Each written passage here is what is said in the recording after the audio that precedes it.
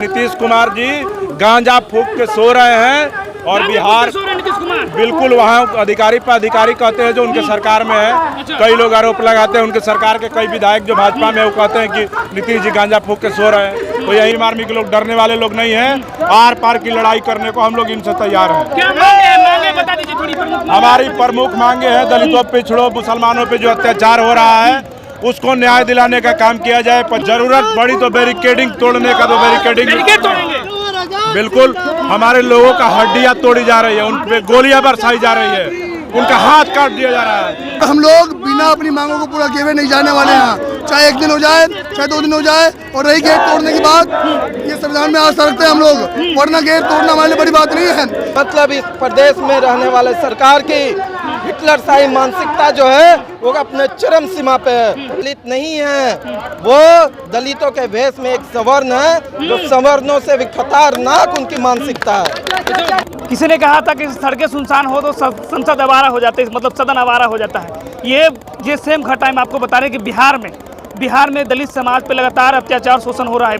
मुस्लिमों की mob lynching हो रही है। कई दलित समाज की बहन बेटों की जताबरू सरेआम लूट ली जाती है। उनके जमीनी जो है कब्जा कर लिया जाता है, लेकिन उसके ऊपर कोई बोलने वाले लोग नहीं है। अधिकारी बात नहीं सुनते। शासन प्रशासन की दबाव से वो माफिया के मनोबल बढ़ता जा रहा है। लेकिन उस बीच में हम आपको दिखा दें कि देखिए किस तरह से भीम आर्मी की रैली है और भीम आर्मी का आज विधानसभा घेराव था। उसके पहले हम आपको तस्वीर दिखा रहे हैं। पीछे देखिए, पीछे का बैरिकेड हम गर्दनी बाग की तस्वीर हमको दिखा रहे हैं। अमर ज्योति जी बिहार प्रदेश अध्यक्ष आजाद समाज पार्टी के जौहर आजाद जी हैं। देखिए बात करेंगे, क्या करेंगे। इतने सारे हंगामा के बाद भी आप लोगों को कैद कर दिया गया, नहीं निकल रहे बाहर।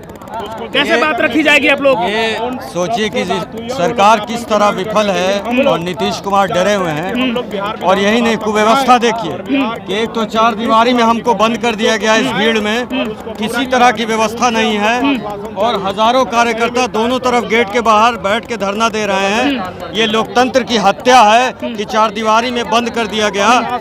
जिस तरह से आप देखा कि किसानों को भारत सरकार ने सड़कें जाम कर दिया, बंद कर दिया। आज नीतीश सरकार ने दलित समाज, पिछड़ा समाज और मुसलमानों की सबसे मजबूत आवाज भीम आर्मी आजाद समाज पार्टी को दबाने की कोशिश की है, लेकिन ये आवाज नहीं दबेगी। अगर आज हम विधानसभा पहुंचकर उनको ज्ञापन नहीं दे पाए तो पूरे बिहार में नीला करेंगे, हम सड़कों से प्रदर्शन करेंगे और ये गेट राज्यव्यापी आंदोलन करेंगे, राज्यव्यापी करेंगे और ये गेट और सरकार दोनों उखाड़ फेंकेंगे। अच्छा, तो अभी मतलब आपको कैद कर दिया गया है। बातचीत करने के लिए कोई अधिकारी यहाँ पे अधिकारी नहीं है, एक पुलिस का सिपाही नहीं है। अगर भगदड़ हो जाए, कुछ हो जाए, कोई बीमार पड़ जाए तो उसको निकलने का रास्ता तक सुरक्षा भी नहीं दिया गया है। कोई सुरक्षा नहीं है, कोई प्रशासन की तरफ से व्यक्ति नहीं है अंदर। कोई इस तरह की आंदोलन तो आप लोग नहीं कर रहे कि जिस तरह से माहौल खराब हो। पूरे संविधान के दायरे में चंद्रशेखर आजाद जी की सेना है, ये उनके कार्यकर्ता है, उनके विचारधारा पे चलने वाले हैं। हम संविधान से हटकर कोई काम नहीं करते हैं। दोनों तरफ से बैरिकेड लगा दिया गया, आप लोग की बातें नहीं सुनी जा रही है। देखिए सरकार जो है, जो मजबूत लोग हैं उनसे डरती है। हम लोग संवैधानिक दायरे में प्रोटेस्ट कर रहे हैं, लेकिन बिहार सरकार भीम आर्मी से डर गई है। इस वजह से बैरिकेड करके हमारे हौसलों को तोड़ने का काम किया जा रहा है। तो कैसे अपनी बात को रखेंगे? लेकिन हमारे जो मुद्दे हैं उसको लेकर हम लोग प्रतिबद्ध हैं और सब लोग एकजुट हैं और इस लड़ाई को हम लोग एकदम आर पार की लड़ाई लड़ेंगे। जरूरत पड़ी तो बैरिकेडिंग तोड़ने का तो बैरिकेडिंग तोड़ेंगे बिल्कुल। हमारे लोगों का हड्डियां तोड़ी जा रही है, उन पे गोलियां बरसाई जा रही है, उनका हाथ काट दिया जा रहा है, हमारी बहनों का बलात्कार कर दिया जा रहा है। तो बैरिकेड तोड़ना कोई बड़ी बात नहीं है। नीतीश कुमार के हौसला को भी तोड़ेंगे और आने वाला चुनाव में उनकी कुर्सी को भी तोड़ने का काम किया। यूपी से बिहार में आए और बिहार में लगातार दलितों पर शोषण हो रहा है, मुस्लिमों की मॉब लिंचिंग हो रही है, इतनी सारी घटनाएं बिहार में सुशासन की सरकार कही जाती है और लॉ एंड ऑर्डर की बातें कही जाती है। इसमें क्या करना चाहिए? आज सबसे बड़ा आंदोलन है बिहार भीम आर्मी और आजाद समाज पार्टी के रूप में, और हम लोग बिना अपनी मांगों को पूरा किए हुए नहीं जाने वाले हैं, चाहे एक दिन हो जाए चाहे 2 दिन हो जाए। और रही गेट तोड़ने की बात, ये संविधान में आ सकते हैं हम लोग, वरना गेट तोड़ना हमारे लिए बड़ी बात नहीं है। ये लोग हमारी बहनों की हड्डियां तोड़ते हैं, हमारी युवाओं को पीटते हैं, तो गेट कौन सी बड़ी बात है? हम लोग बिल्कुल, अगर हमारे अधिकार को नहीं मानेगा तो हम लोग कुछ भी कर सकते हैं भाई। तो फिर क्या लगता है कि बात हो पाएगी? क्योंकि अभी तक कोई अधिकारी 3 से 4 घंटे हो गए, चारों तरफ से बैरिकेड, पुलिस जाने वाले नहीं है, नहीं जाएंगे। हम लोग बैठे ही, हम लोग पके हुए लोग हैं भीम आर्मी के। जानता है पूरा देश कि भीम आर्मी के लोग आंदोलन से जाने जाते हैं। तो क्या माना जाए कि आज बातचीत हो पाएगी आप लोगों की? बिल्कुल उम्मीद है कि सरकार के जो लोग हैं वो संविधान को भी मानने वाले लोग हो सकते हैं। तो हमें लगता है कि भीम आर्मी के लोगों की मांगों को, मुद्दों को सुना जाएगा। हमारे जो प्रतिनिधि मंडल है उनको बुलाया जाएगा और हमारी मांगों को सुना जाएगा और उस पर कार्रवाई किया जाएगा। और आप सभी देख रहे होंगे ये कोई छोटी मोटी आंदोलन नहीं है। भीम आर्मी के यहाँ हजारों की संख्या में कार्यकर्ता है।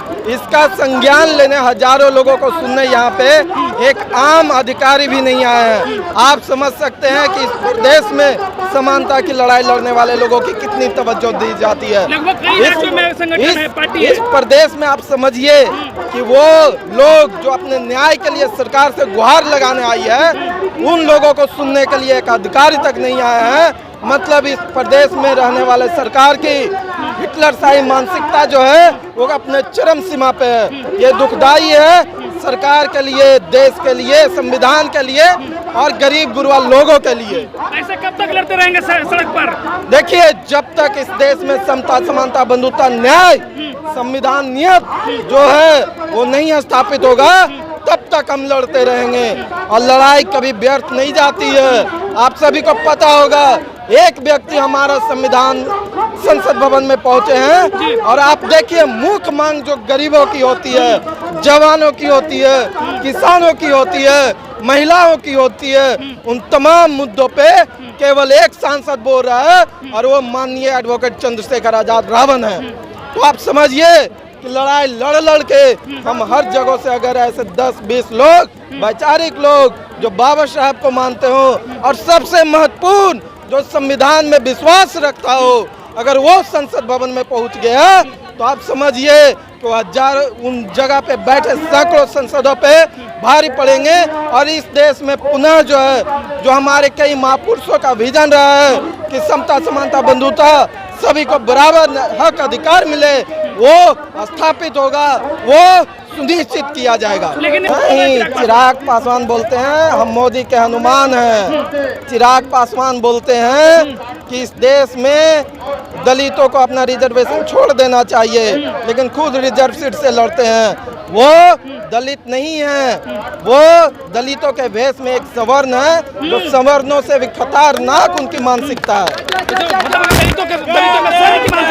अगर वास्तव में वो दलित समाज से होते और उस जाति से होते जो जाति हमेशा से लड़ने के लिए जानी जाती है, अगर वास्तव में वो उस जाति से होते तो आज जब चौकीदारी और दफदारी खत्म की गई तो संसद भवन में थे।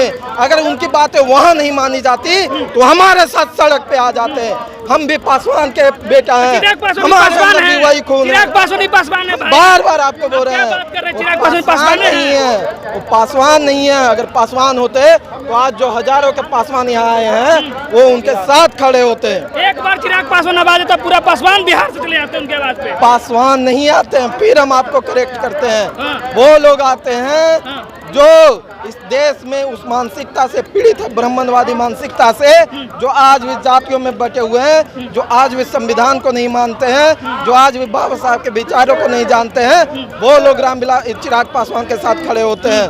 वो चिराग पासवान आप देखिए ना, उनके पार्टी में 4 हमको प्रदेश अध्यक्ष बताइए या प्रदेश कमेटी में 4 ऐसे लोगों का नाम बताइए जो पासवान छोड़िए दलित समाज से आता है। कोई नहीं है। नहीं, आप बताइए ना। दलित प्रकोष्ठ को छोड़कर, अनुसूचित जाति प्रकोष्ठ को छोड़कर दलित प्रकोष्ठ बना हुआ है। हाँ, ये बात मानते हैं। वो नहीं वहाँ पे आपको मिलेगा। ये सच्चाई है। और अगर ये सच्चाई है तो चिराग पासवान पासवान नहीं है। और चिराग पासवान पे ज्यादा बहस करना भी उचित नहीं है।